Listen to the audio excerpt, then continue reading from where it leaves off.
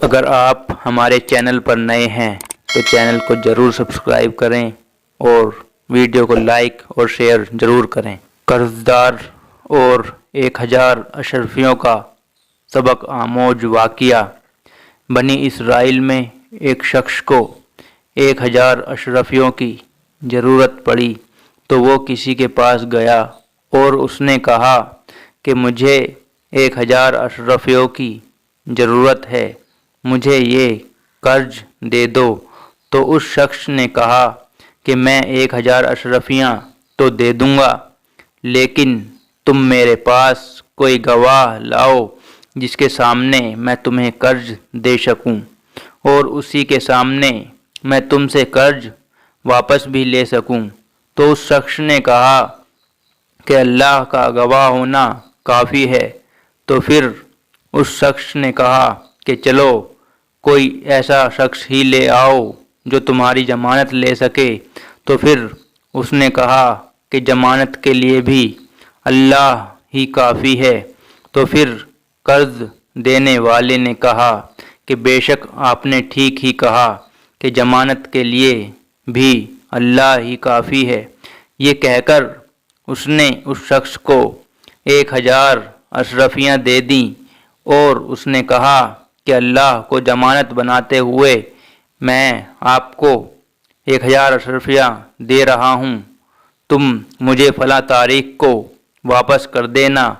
پھر وہ شخص اشرفیاں لے کر تجارت کرنے کے لیے سمندر پار چلا گیا اور جب قرض واپس کرنے کی تاریخ آئی تو وہ شخص واپس کرنے کے لیے سمندر کے پاس آ گیا۔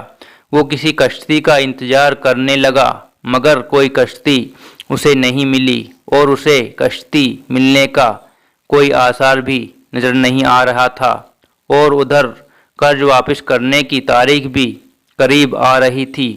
جب اس شخص کو کوئی بھی راستہ نہ ملا تو اس شخص نے ایک لکڑی لی اور اس میں ایک سوراخ کر کے 1000 اشرفیاں اس میں ڈال دیں اور ساتھ ہی ایک خط میں قرض دینے والے کا نام لکھ کر اشرفیوں کے ساتھ رکھ دیا اور اس لکڑی کا سوراخ بند کر کے سمندر میں ڈال دیا اور کہا کہ اللہ تو جانتا ہے کہ میں نے تیری ضمانت میں ایک شخص سے قرض لیا تھا اور وہ شخص تیری ضمانت پر مجھے قرض دینے پر راضی ہو گیا تھا۔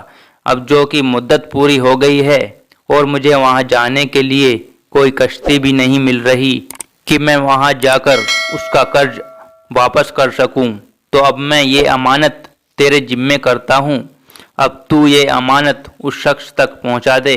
کہہ کر اس نے لکڑی سمندر میں بہا دی اور وہ واپس چلا گیا۔ ادھر وہ قرض دینے والا شخص اس امید پر سمندر کے کنارے چلا آیا کہ شاید وہ سوداگر اس کا قرض واپس لے کر آیا ہو۔ اس نے دیکھا کہ یہاں تو کوئی بھی کشتی نہیں ہے مگر ایک لکڑی بہتی ہوئی آ رہی ہے۔ جب وہ لکڑی کنارے تک آ گئی تو وہ اسے اٹھا کر جلانے کی خاطر اپنے گھر لے آیا۔